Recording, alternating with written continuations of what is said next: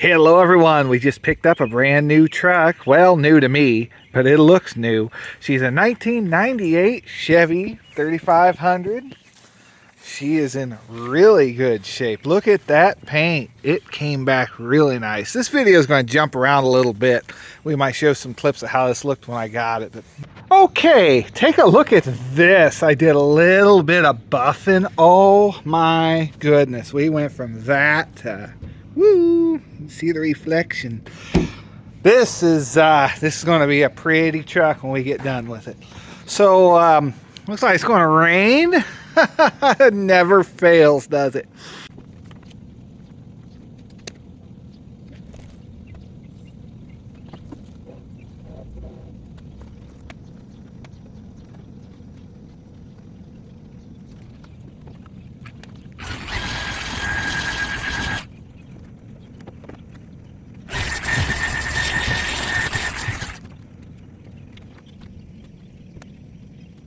Boy, is she pretty. I like it. It's an extended cab, long bed. Got the fifth wheel hitch down in there. She's a dually, which is not something I really was looking for, but I got such a good deal on this truck that you just can't say no to it sometimes. So I'm getting used to driving this around. She sticks out a little further, but wheelbase is the same as the 96 Dodge Ram I have. But look at how clean this is. I'm in Illinois, and this is just unheard of. Look at how nice it is. Rust-free.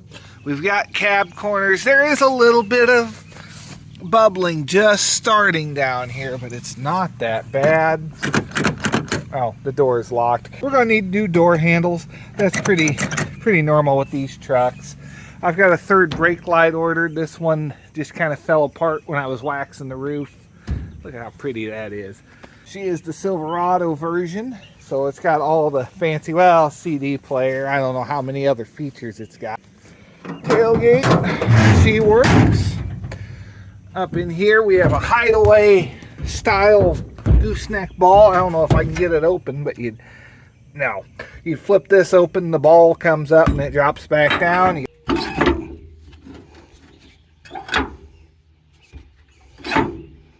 I like that a lot better than what my Ram has, where you gotta pick up on a collar and pull the whole thing out, and you still got this big ridge around it. I mean, this you got some nice big rings here for your safety chains, and there's where your brake controller, lights, and everything is.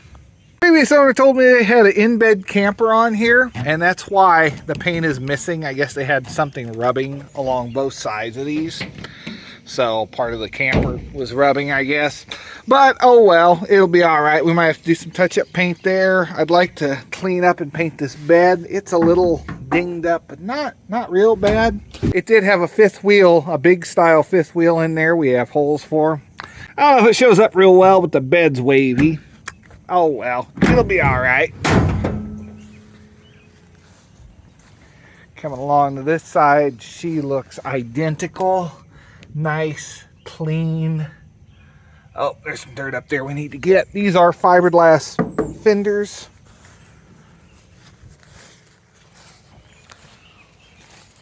Guy had newer rubber put all around it. This here, previous owner had a hood sitting on top of two barrels for his dog, and one day he came out and he said it sat there for 3 years like that, and then one day it came out and boom, it's smashed. You can see some blue paint there. I tried getting that paint off. It just won't come off. I'd like to try and figure out something with bending that straight, but for now we're just going to live with it. I also had to go around and fix all of these lights. None of the marker lights worked. He drove this truck a lot, and I just, I don't know, it would bug me to drive around in something with non-working lights. This handle needs replaced. We do have our cab lights. They all seem to work. But yes, everything lights up now, and I'm very happy about that.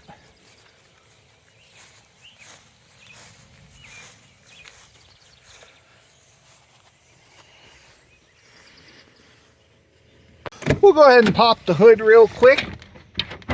Yeah, need to find one of those. It'd be a release thing like that. What do we have under the hood? Oh yeah, it had to be the 7400 7.4 liter 454 Vortec.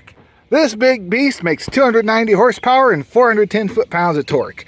And she does it all around 13 miles per gallon. The previous owner said he could have a big trailer, gooseneck on the back of it, loaded down. It'd get 13 miles to the gallon. He could just be running it around town, 13 miles to the gallon. So it doesn't really matter. At least it's consistent.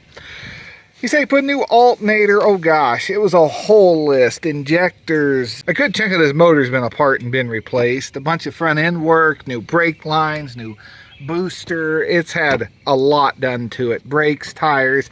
So I really lucked out. Most of the work on this thing has been done. Batteries from 23, it's currently 25. We do have a spot for a different battery. It looks like we have a clamp off of something. Not sure, but look at that massive motor down in there. I'd say the only real issue with this thing is this guy right here. The air conditioning does not work, and that bugs me a lot because I really like air conditioning. Coming to the passenger side, we do have an issue with the alignment. He said it was never aligned properly when they got done putting new tires and a bunch of front end parts to it. So that stinks. This tire's all bald on the outside. We're gonna have to replace that and get her aligned. Holding the steering wheel, it doesn't drive quite straight, but it goes down the road fairly well.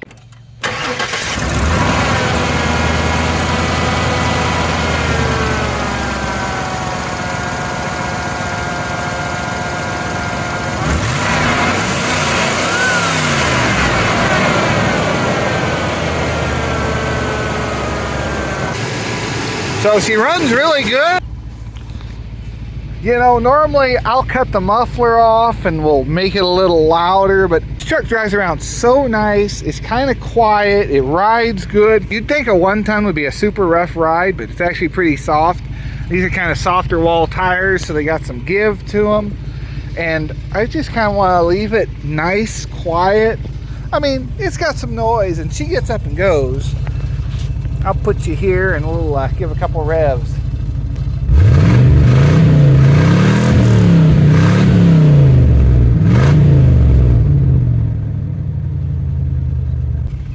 You know, nothing too loud, but it's not bad. So it was probably a gallon of gas we just sent through the engine. That's the one downside of this thing. She is thirsty. Now we've looked the outside, let's check out the interior. She's in pretty good shape overall. I did what I could trying to clean this, but we've got cigarette burns. It smells like cigarette smoke yet. I'm still trying to get that out. We do have the door handle. These things are known to bust off on this series of truck, so hopefully that lasts me a little while. We've got an auto down window for the driver, normal for the passenger. We got our door lock, which seems to work, and yep.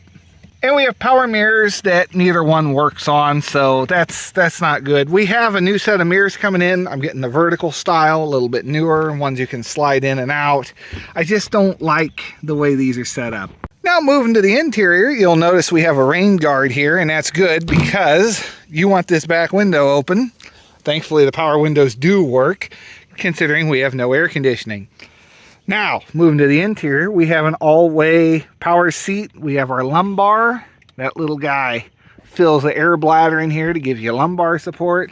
You have up, down, forward, backwards, tilt, and then tilt from the back. So if you want to get in this back seat, you pop this forward, and then you hope your motor still works so you can move this forward manually. Boy, there's a lot of mosquitoes around here.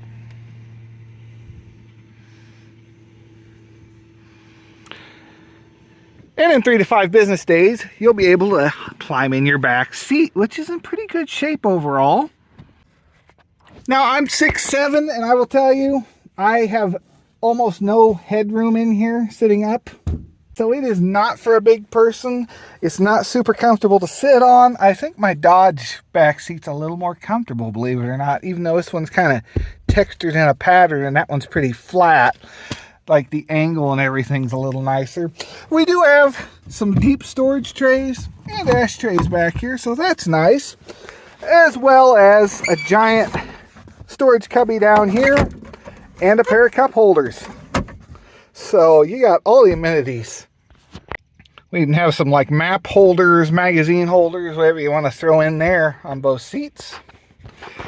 Not sure what this guy does. No. Yeah, it's not recommended you get in and out from the driver's side. It's just not very fun. You'll notice we're missing a step on this side as well. It's come off at some point. Thankfully, this side still has it, so it makes entry to the back seat a lot easier. Now on this side, you just pull in on this and it slides forward. So messing around with it, this little handle here just gives you something to pull it back into place on you. And yeah, beginning to realize this was a mistake. Look at how much leg room I have. Oh no, I'm trapped in my truck. I have to call for help. There we go. Yeah, see how nice that is, having that bar there. I can just get on out, no problem. Coming to the passenger side, there's a little handle under here. You can pull on that. You might have to kind of move the seat a little bit to get it to release. That's why I had to do the first time. And then you can push the seat back, and you can have this as storage space, or you can flip this down, and it acts like a shelf, sort of. Or you can just do that, pull the release bar, and flip her back to a seat. Now, if you noticed, down here we do have a jack. Just a big jack under here. At least it's large enough to pick the truck up. My Ram jack is kind of comical trying to pick it up with the one they give you. On the passenger side, nothing real spectacular. You have a manual controlled seat right here. And you do have power lumbar though, so that's nice. Same thing with the door card. You've got a lock and your window. Guess we'll stay on the passenger side. Coming on in, we have our big glove box, insurance, registration. We do have the original owner's manual. I don't think there is a sales bill though. Build sheet, no. Darn, I was really hoping there would be. That would have been neat to see how this thing was spec'd out. Well, I couldn't find a build sheet, but I did find a sales bill from Unity, and from 12/16 of 2000, and out the door price was 25,414,000 miles on it in 2000. And we're currently sitting at 246,000, so she's put a lot of miles on since then. Surprisingly, the headliner is intact. We've got, what, CD storage. Ooh. We have glasses. Uh-oh. Previous owner's glasses. That's not good. You might need those. Have to get those back to him. We got where you can put a garage door opener in there. And then you can just push the button through there to open your garage door. We got little lights. Do these move around? Yes, they do. So you can put them exactly where you want to see. Does she get a vanity mirror? Yes, she does.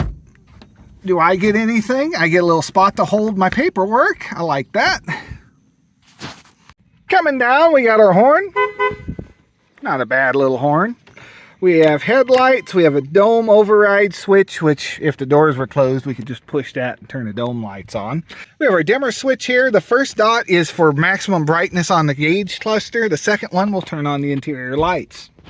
We've got a pretty standard Chevy dash, tach, speedometer, fuel gauge, volts, oil pressure, temperature. Coming over, we got our cargo lamp. That turns on the light in the bed, or half of them. It should be both of them lit up. We have a CD player, and everything seems to work good with this. I've not tried a CD in it yet. Yeah, you push enough. You start pushing buttons and it will turn the clock on. I'm not sure what I pushed. So the recall button will turn on the clock so you can see what time it is if your key is off. And apparently that's the right time. Cool. We'll take it. Coming down, we've got blower, and you can shut this blower motor off. Some things it just runs on low all the time, so you can't have it shut off. Then we've got hot and cold, recirculate, air conditioning, which sadly does not work in this truck. And then all your vent controls. And this has a decent amount of vents. Even in the back here, we have a couple air vents. So it circulates around the cab pretty good. I did find out the heater works, so that's a big plus in the winter. Pull this out, and we got 2 cup holders. And these are a lot better than what my Dodge has. In order to close these, you have to pull in on this guy and then push it in. You're probably wondering what that is. We'll get to that in a minute. Down here, we have another cup holder. They just love to give cup holders a 98, and I will take it. So nice. Then we have a center console. This is supposed to be a clipboard. You can stuff paper up under there, a little notebook, and write on it. Open it up. You got a change holder and a pretty deep storage space for whatever you want. I don't know what that's off of, but okay. It's here. I'm missing the little latch, but I don't know. I'm not too worried about it. These seats are very, very plush. Very, very nice. I'm actually pretty impressed for almost 250,000 miles how good they are. They've stood up to the test of time quite well. They even have flip down armrests, which I really like. Now what I don't like on this is when the door is closed and like, I don't know if I just need to tilt the steering wheel down a little bit. There's a latch here. It'll let you adjust the height of the steering wheel. Oh, that's too low. Maybe something like that. That's a little better. Having my arm, you can either have it up here on the ledge or down here. But the armrest is about in the right spot for holding it while you're cruising down the road. I messed around with the cruise control. Could not get it to work. Windshield wipers, mister works. Hazards. Yep, we got hazards. The shift handle's a little floppy, but, you know, we might have to go into that. Previous owner said he did put a new ignition in it, so this has all been replaced. That's good. Is there anything else we're missing? Oh, yeah, this little transfer flows tracks tool fuel monitoring system. So I was doing some looking through there, and it turns out they had a travel trailer that they were pulling behind this. And what they did, they had a fuel tank in the back. And this here is made to take your normal primary tank and your external tank and combine the two into one tank.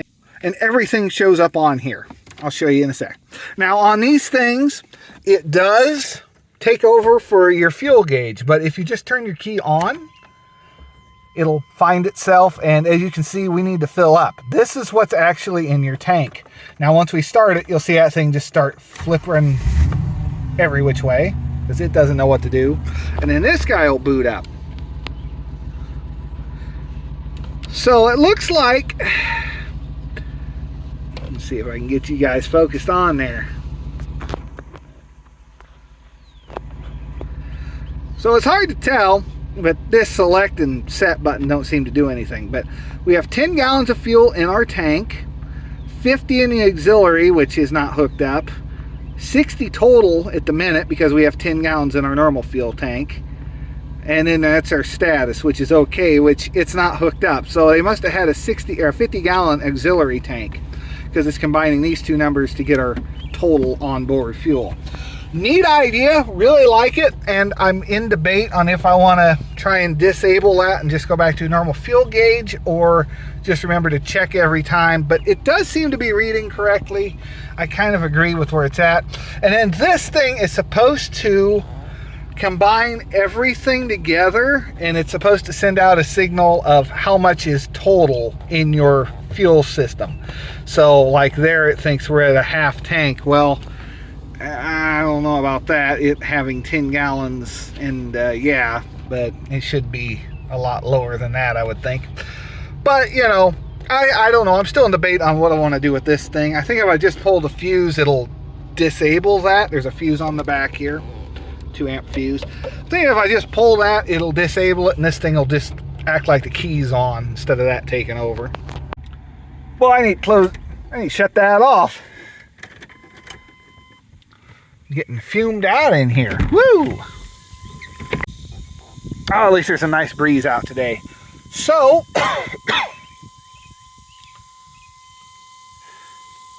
I did a short here recently about that beep. There's a buzzer up in here, and yeah, see where I got the duct tape? You can pull that thing out and not have it. It'll remind you, hey, you have keys in the ignition, or that your headlights are on. I believe if you close the door, yeah, it doesn't care. As long as your headlights are on, it'll be meep at you. So make sure your headlights are off and your key. I was getting a lot of comments on that video about, oh, well, just put your seatbelt on, it'll stop. Well, it only beeps for so long, and then it goes off. As long as your door is shut, it only beeps so long, and then it goes off, and then this guy will just stay on, and he'll start flashing at you. I do have this little green light here, which is for the daytime running lamps, and I believe it said it was for the service mode. If we put it in drive, it doesn't go away. So something is wrong with my daytime running lamps. I'm gonna have to figure that out. Oh yeah, I forgot. Coming down here, you have an ashtray, a power port, another power port, and another cigarette lighter, I would say. Cigarette and 2 power ports. So you got plenty of power right here. You could plug your phone into it pretty easy. Then you have the most useless bit of storage up in here. I mean, you can kind of get the, yeah, you can get it out of there, and it's got a lip on it, but I don't know. I kind of like the Chevy S10s, how they got the little tray down low. You can fit a lot of stuff down in there. Is there anything else real interesting? We don't have lights under there. Some GM stuff had little lights underneath. Yeah, nothing. Got a grab handle over there. I think that's going to do it for this little overview on the Chevy. Let me know what you think. We'll do a driving around test here in the future. I don't have time today, and somebody wanted to see a video doing an overview on this truck, but really liking it so far. Drives nice. Seems easy enough to work on. Definitely gonna have to do a few little things to it here and there, replace some stuff, mirrors. Might have to find another rain guard, considering the only form of air conditioning at the minute is having the windows rolled down. And overall, yeah, really satisfied with it. So you got where the back window will open. I have not messed with that. I don't know if I'm going to mess with that. Sometimes you're ahead to leave that sort of thing alone, because these guys, at least on other vehicles, really like to brake. And I don't think I'm wanting to mess with that. No, it can stay. That's one thing we don't need to find out. So I will see you in the next one. Leave a like and subscribe for more. Let me know what you think of the truck. Do you have one of these? I know they're normally pretty rotted out, which is a real shame, because I like these trucks. I always like the body style of them. And yeah, I'll see you in the next one. Have a great day, everyone. Make sure to subscribe for part 2, where we take this thing out and go for a little drive.